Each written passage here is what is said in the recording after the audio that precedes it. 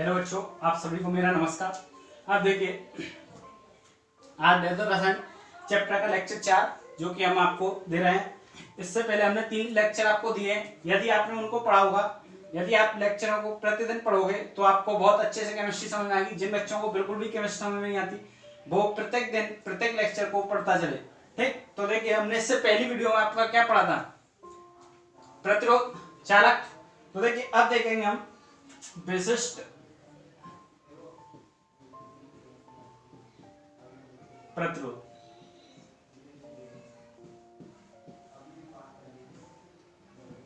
तो देखिए विशिष्ट प्रतिरोध क्या होता है कि जो आपका चालक होता है, चालक जैसे मान लो ये कोई चालक है आपका, जैसे एग्जांपल दिया हमने, ये कोई चालक है आपका, ये तार, ये कोई चालक है। तो जो विशिष्ट जो आपका प्रतिरोध होता है वो क्या होता है, लंबाई के समानुपाती, इसके समानुपाती। यानी आपका ये तार जो भी चालक है वो बढ़ेगा तो उसका प्रतिरोध बढ़ेगा, और इसकी जो मोटाई है ये, इसका क्या होता है, व्युत्क्रमानुपाती होता है। यानी ये आपका बढ़ेगा तो ये घटेगा, और ये घटेगा तो ये बढ़ेगा। तो इस प्रकार देखिए जो विशिष्ट प्रतिरोध होता है वो क्या होता है कि किसी चालक का प्रतिरोध लंबाई के समानुपाती और क्षेत्रफल के व्युत्क्रमानुपाती होता है, उसे उसका विशिष्ट प्रतिरोध कहते हैं। तो यहां से देखिए समीकरण 1 व 2 को मिलाने पर, तो समीकरण 1 और 2 को मिलाओगे तो क्या निकल गया है, यहां से R समानुपाती L/A, या आप कह सकते हो R बराबर रो L/A। तो यहां से देखिए रो बराबर क्या निकल के आएगा आपका, L/R अपॉन L। तो R/L, यहां पर रो क्या है, ये क्या है, रो है, जिसे क्या कहते हैं, विशिष्ट प्रतिरोध कहते हैं, ऐसे एक नियतांक कहते हैं। तो इसकी देखिए परिभाषा बनाइए, क्या कहोगे कि किसी चालक का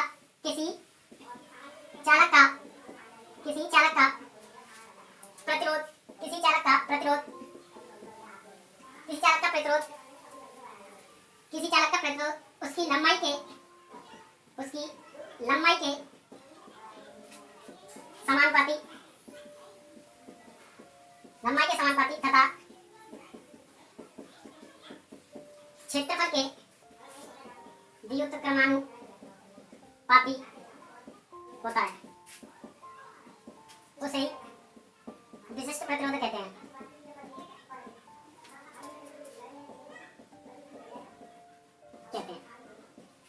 इसे रो से व्यक्त करते हैं। ठीक, इसे किससे व्यक्त करते हैं, रो से व्यक्त करते हैं। तो देखिए क्या बोला मैंने, वही बोला, वही लिखा है, क्या किसी चालक का प्रतिरोध लंबाई के समानुपाती क्षेत्रफल के व्युत्क्रमानुपाती होता है, उसे ही उसका विशिष्ट प्रतिरोध कहते हैं, इसे रो से व्यक्त करते हैं। तो यहां से देखिए इसका मात्रक निकालिए, इसका मात्रक निकालिए। तो इसका मात्रक क्या होगा, देखिए R का मात्रक क्या होता है, ओम, और क्षेत्रफल का मात्रक सेंटीमीटर स्क्वायर, और इसका लंबाई का मात्रक सेंटीमीटर। तो सेंटीमीटर क्या है, ओम सेंटीमीटर। तो यहां से इसका मात्रक क्या है, ओम सेंटीमीटर। अब देखिए यदि 1 सेंटीमीटर लंबाई तथा 1 सेंटीमीटर स्क्वायर क्षेत्रफल का प्रतिरोध, 1 सेंटीमीटर लंबाई तथा 1 सेंटीमीटर क्षेत्रफल का प्रतिरोध क्या कहलाता है, विशिष्ट प्रतिरोध कहलाता है।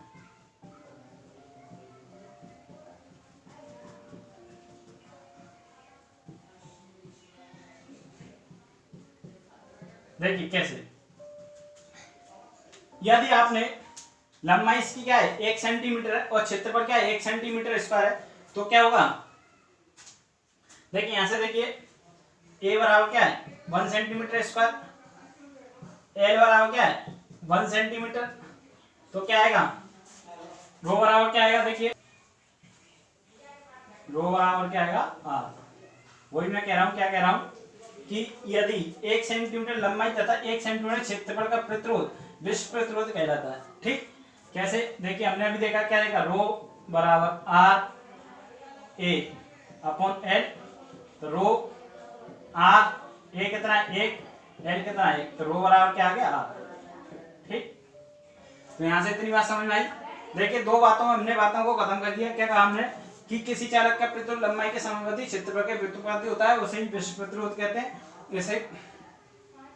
इसे रो से व्यक्त करते हैं। यहाँ से इन समीकरण 1 और 2 को मिलाने पर ये निकल गया, रो क्या है एक नियतांक है, जैसे विशिष्ट प्रतिरोध कहते हैं। यदि इनकी लंबाई 1 और 1 हो तब क्या आएगा, रो बराबर आर। ठीक है, इसका मात्रा निकाला, क्या निकल गया, ओम सेंटीमीटर। इतनी बात समझ में आई।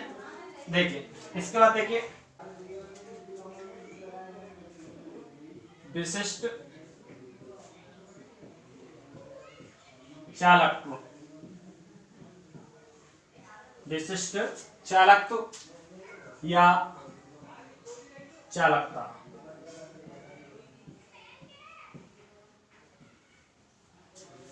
विशिष्ट चालकत्व या चालकता, तो देखिए ये क्या होती है आपकी,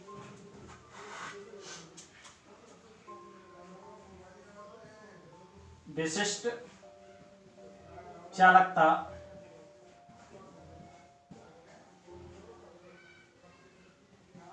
वन अपॉन विशिष्ट प्रतिरोध।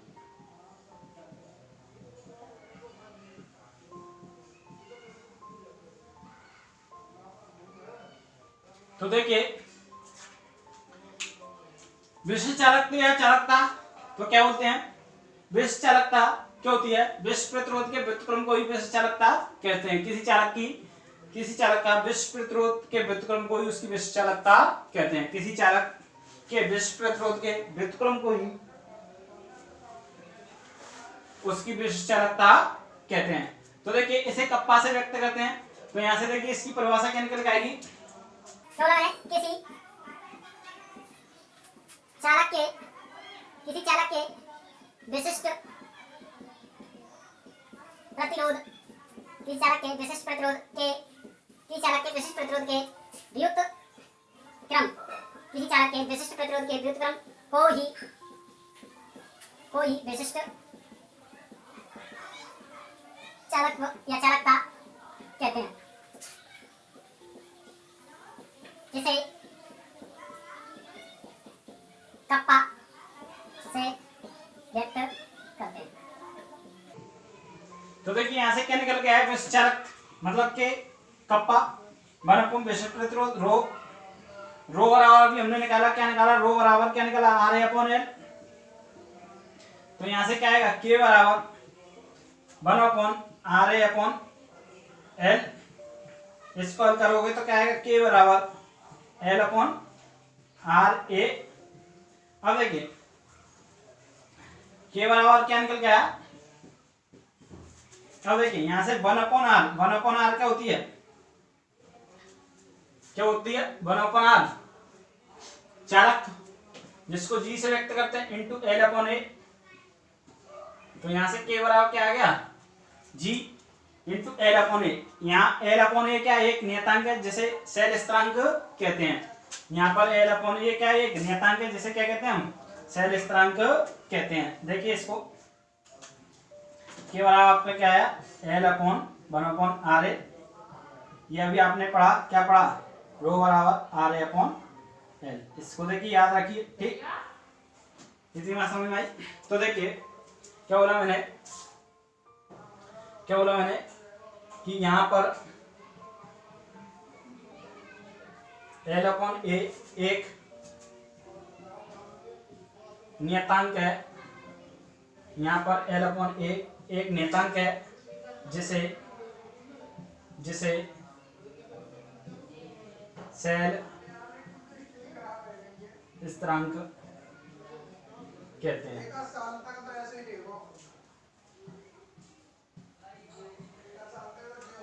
यहाँ पर एल अपॉन ए क्या है, नियतांक है जैसे सेल स्थिरांक कहते हैं।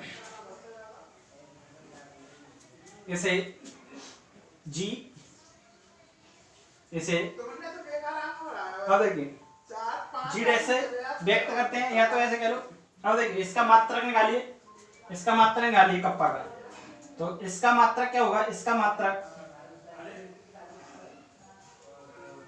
क्या होगा, देखिए यहां से देखिए क्या है, एल एल का मात्रक क्या है सेंटीमीटर, इसका मात्रक क्या है ओम, इसका मात्रक क्या है सेंटीमीटर स्क्वायर। तो यहां से ये गया तो क्या बचा ओम इनवर्स सेंटीमीटर इनवर्स।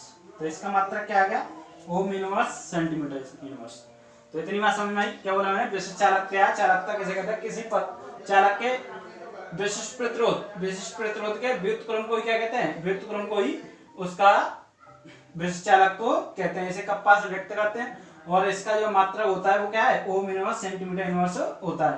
तो यहाँ से देखिए अब तक आपको 2-3 फॉर्मूले मिले। क्या क्या मिला हमने पढ़ा प्रतिरोध R बराबर V अपॉन I, इसके बाद पढ़ा हमने चालक G बराबर I अपॉन V, इसके बाद पढ़ा हमने विशिष्ट प्रतिरोध ρ बराबर R अपॉन L, इसके बाद पढ़ा हमने चालक K बराबर L अपॉन RA या K बराबर G L अपॉन A। ठीक, अब देखिए यहां से L अपॉन A क्या है शैल स्थिरांक है। तो देखिए यहां से शैल स्थिरांक की परिभाषा बनाइए। देखिए शैल स्थिरांक किसे कहते हैं कि ये शैल स्थिरांक वह पैरामीटर है, शैल स्थिरांक वह पैरामीटर है जिसमें किसका चालकत्व का गुणा करने पर विशिष्ट चालकता प्राप्त होती है, उसे ही शैल स्थिरांक कहते हैं। क्या बोला मैंने, देखिए शैल स्थिरांक। तो देखिए अभी हमने क्या पढ़ा के बराबर क्या निकल के आया आपका इंटू एल अपॉन ए। तो देखिए एल अपॉन ए क्या है, ये क्या है आपका चालक, जी क्या है आपका चालक, और एल अपॉन क्या है एक शैल स्थिरांक। तो शैल स्थिरांक वह पैरामीटर है, शैल स्थिरांक वह पैरामीटर है जिसका गुणा किसमें चालक में करने पर विशिष्ट चालकता प्राप्त होती है, वो सही शैल स्थिरांक कहते हैं। क्या बोला मैंने, शैल स्थिरांक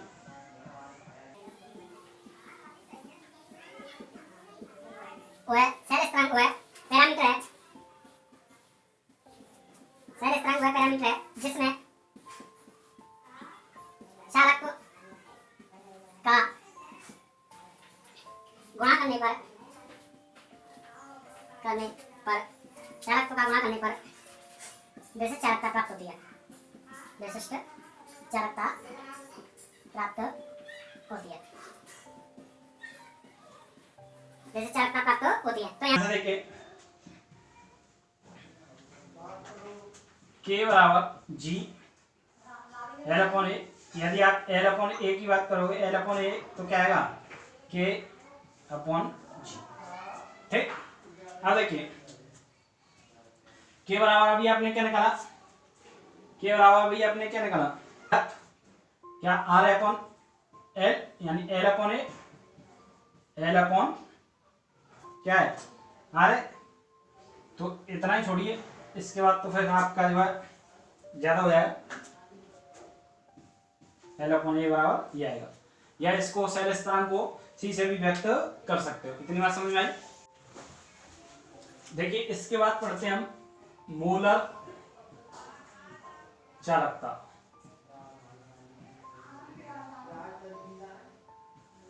जिसको लैम्डा एम से व्यक्त करते हैं, या लैम्डा इस प्रकार बना दो, इसकी चुटियां को हटा दो तो भी ये लैम्डा कहलाएगा, और इस प्रकार रखोगे तो ये लैम्डा ही कहलाएगा। ठीक, तो देखिए यहां पर मोलर चालकता क्या होती है। देखिए जैसे आपके पास ये कोई विलयन है और इसमें क्या किया आपने किसी विद्युत अपघट्य का क्या कर दिया, एक मोल घोल दिया। तो जो विलयन था, जो विद्युत अपघट्य का एक मोल घोला है, उसके आयनों में एक चालकता उत्पन्न होगी, उस चालकता को कहते हैं, उसकी मोलर चालकता कहते हैं। जैसे हमने देखिए इसमें मोल बराबर एक घोला है, किसके मोल बराबर क्या होता है, देखिए n बराबर और n बराबर क्या होता है W/m। तो इसका मतलब क्या है कि जो आपका अणुभार होगा, जैसे मान लो हमने मान लिया NaOH मान लिया, अब NaOH का अणुभार कितना होता है 40। तो इसका मतलब कि आपको इसके 40 ग्राम घोलने पड़ेंगे, किसके NaOH के 40 ग्रामों को घोलोगे तो क्या होगा, Na और OHN के आयनों में क्या होगा, एक चालकता उत्पन्न होगी, उस चालकता को क्या कहेंगे, इसकी मूलक चालकता कहते हैं। तो इतनी बात समझ में आई। क्या बोला मैंने, किसी विलयन में विद्युत अपघट्य के एक मोल को, किसी विलयन में विद्युत अपघट्य के एक मोल को घोलने पर उनके आयनों में जो चालकता उत्पन्न होती है वो सही मूलक चालकता कहते हैं। अब देखिए, वो सही मूलक चालकता कहते हैं। तो यहाँ पर ये मूलक चालकता देखिए एक संबंध व्यक्त करती है, किसमें, मूलक चालकता एक संबंध व्यक्त करती है किसमें, चालकता यानी कप्पा चालकता और बी के मध्य में। तो देखिए यहाँ से बी किससे रिलेटेड है, विलयन से। तो विलयन की देखिए, विलयन की मूलकता क्या होती है, हमने पढ़ा था विलयन चैप्टर में, क्या होती है, एन बराबर क्या होता है, W/m into 1000 upon B M N. अब देखिए यहां से आपको W/m बराबर क्या दिया है, 1। तो यहां से m बराबर क्या निकलेगा, 1000 अपॉन बी, और b बराबर निकालोगे तो क्या आएगा, 1000 अपॉन m। ठीक, तो यहां से देखिए डेल्टा m बराबर क्या है, k इंटू 1000 अपॉन m। ठीक, अब देखिए ये जो आपका जो लैम्डा m बराबर मूलक चालकता का मान है, ये एक शर्त के आधार पर, यदि k का मात्रक, k मतलब चालकता का मात्रक साइमन प्रति सेंटीमीटर तथा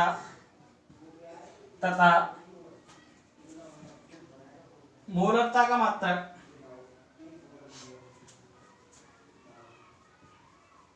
मात्रक क्या होगा, मोल प्रति लीटर हो तब, मोल प्रति लीटर हो तब। तो देखिए यहां से जो लैम्डा m बराबर होगा वो क्या, साइमन सेंटीमीटर स्क्वायर प्रति मोल में।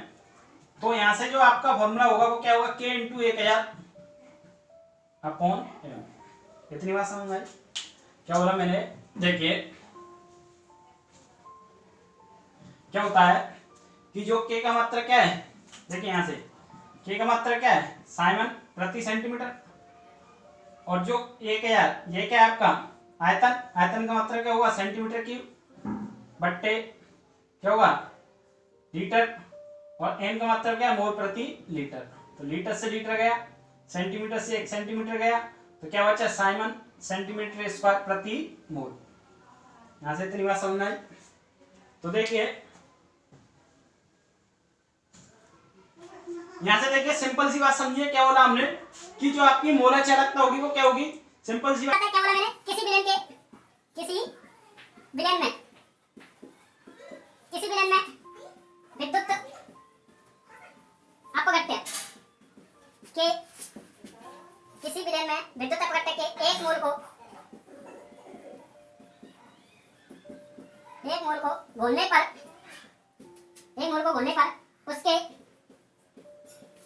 आयनों में जो चालकता उत्पन्न होती है उसे मूलक चालकता कहते हैं। ठीक, इसका मतलब देखिए साइमन सेंटीमीटर स्क्वायर, तो ये तब ये काम करेगा। यदि k के स्थान को चेंज कर दीजिए, यदि देखिए लैम्डा m बराबर साइमन मीटर स्क्वायर प्रति मोल वो, तब जो आपका फॉर्मूला क्या आएगा, k क्या आएगा, 1000 को उल्टा कर दो। इतनी बात समझ में आई। तो यहां से देखिए आपको कुछ ज्यादा कुछ याद नहीं रखना है। क्या याद रखना है, यदि आपका k का जो मात्रक है साइमन सेंटीमीटर में दिया है और मोलरता का मात्रक मोल प्रति लीटर में, तो आपको ये फॉर्मूला लगाना है। यदि आपको k का मात्रक किस में दिया है, साइमन प्रति, k का मात्रक किस में दिया है, k का मात्रक किस में दिया है, साइमन प्रति मीटर में, और मोलरता का मात्रक मोल प्रति लीटर में, तो यहां से आपका क्या निकलेगा, k into k upon 1000 into m। इतनी बात समझ में आई। तो यहां से आपको ये याद रखना है क्या, कि यदि आपका जो है k का मान किसके ऊपर निर्भर कर रहा है। ठीक है, साइमन सेंटीमीटर स्क्वायर तब फॉर्मूला ये लगेगा, साइमन मीटर स्क्वायर प्रति मोल वाला तब फॉर्मूला यही लगेगा। तो यहां से ये दो फॉर्मूले बनते हैं। तो देखिए हमने क्या क्या पढ़ा अभी? देखिए विशिष्ट प्रतिरोध, विशिष्ट चालक, मोलर चालकता, सेल स्थान, ये 4 टॉपिक पढ़े। इन 4 टॉपिक पे अभी एक न्यूमेरिकल देखते हैं। तो देखिए ये जो भी आपने टॉपिक पढ़े उन पे एक न्यूमेरिकल कराते हैं आपको, जिससे आपको टॉपिक अच्छे से समझ में आ जाएंगे। देखिए क्या हो रहा मैंने कि 0.05 मोल प्रति लीटर विलयन के कूलम का विद्युत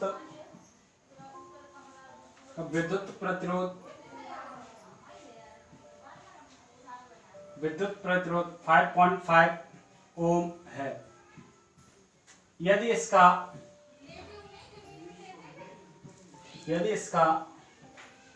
व्यास 2 सेंटीमीटर, यदि इसका व्यास 2 सेंटीमीटर तथा लंबाई 50 सेंटीमीटर हो तो इसकी प्रतिरोधकता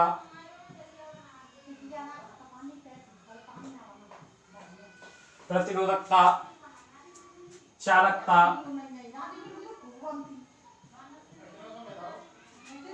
मोलर चालकता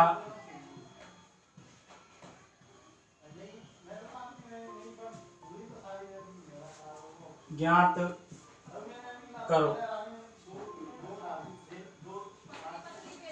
अब देखिए सबसे पहले यहाँ पर आप किसी भी न्यूमेरिकल को हल करने से पहले आपको यह जानना होगा कि न्यूमेरिकल के अंदर क्या दिया रखा है और क्या हमसे पूछ रहा है। तो देखिए तो इसकी प्रतिरोधकता, तो प्रतिरोधकता क्या होती है भाई? प्रतिरोधकता क्या होती है?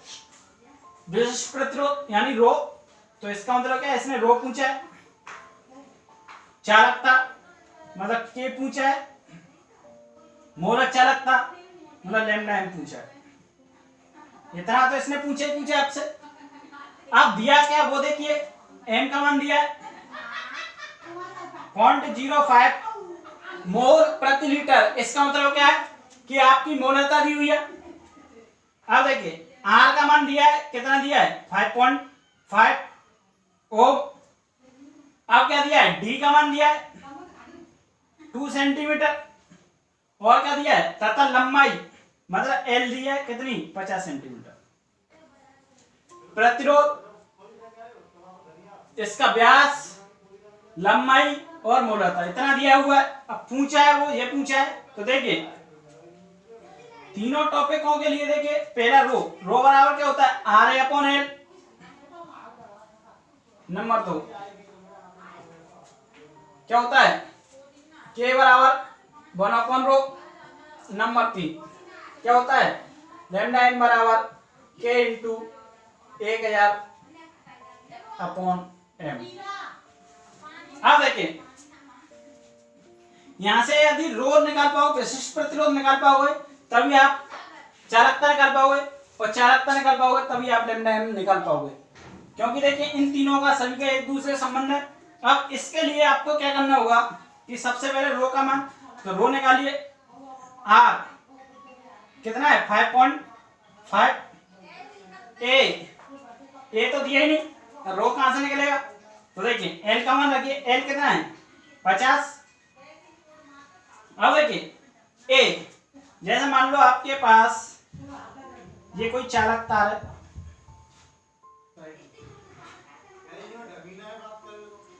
ठीक, इसकी ये मोटाई है, तो इसको ही क्या कहेंगे, इस चालक तार का ये तो होगी लंबाई, और ये जो होगी ये मोटाई, यही क्या कहलाएगी, इसका व्यास कहलाएगी। तो व्यास दिया है, कितना दिया है 2 सेंटीमीटर, और इसका आधा कर दो तो ये आधी क्या होगी त्रिज्या। तो यहां से देखिए आपने एक फॉर्मूला पढ़ा होगा, क्या पढ़ा है, आर बराबर डी अपॉन 2। तो डी कितना है 2/2, तो आर बराबर यहां से कितना निकला 1। अब वहां से ये आर का मान निकल गया, तो यहां से देखिए ए का मान निकाल लो, क्या वृत्त का जितने पर लगा पाई आर स्क्वायर, पाई का मान 3.14, आर का मान क्या है 1 का स्क्वायर। तो यहाँ से देखिए, यहाँ से ए का मान पता चल गया आपको क्या 3.14 इंटू 1 इंटू 3.14 इंटू 1 का वर्ग। ये आ गया 1 के वर्ग का मतलब कोई मतलब नहीं। इसका इसमें भाग आएगी तो रो का मतलब क्या आएगा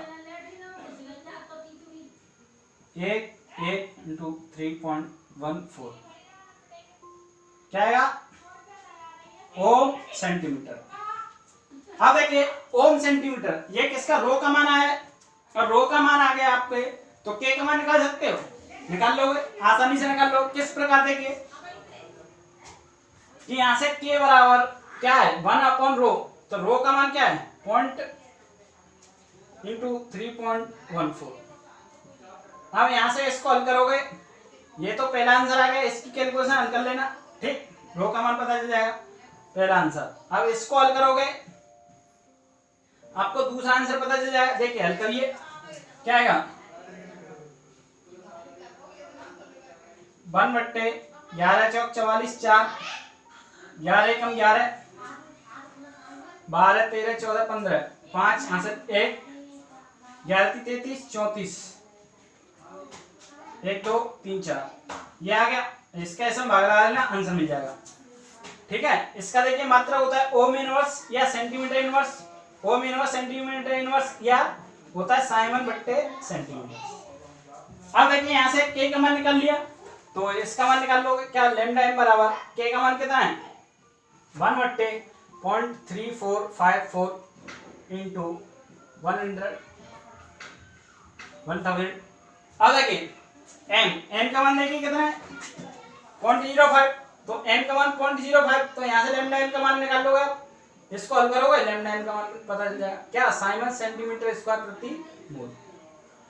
तो यहाँ से देखिए आपको न्यूमेरिकल एक है लेकिन क्वेश्चन कितने बनने हैं इसमें 3। पहला क्वेश्चन विशिष्ट प्रतिरोध यानी प्रतिरोधकता, दूसरा चालकता, तीसरा मोलर चालकता। चालकता को और क्या कहते हैं विशिष्ट चालकत्व। तो यहाँ से देखिए इसमें अगर आप व्यास में अगर इसको नहीं ढूंढ पाए कि व्यास दिया है तो इसका मतलब क्या है, तो आप इस क्वेश्चन को नहीं कर पाओगे। तो व्यास का मतलब क्या है यहाँ से आर निकाल लो, आर से क्षेत्रफल निकाल लोगे तो यहाँ से एक का मान पता चल जाएगा। इस प्रकार ये क्वेश्चन हो सकते हैं, ठीक।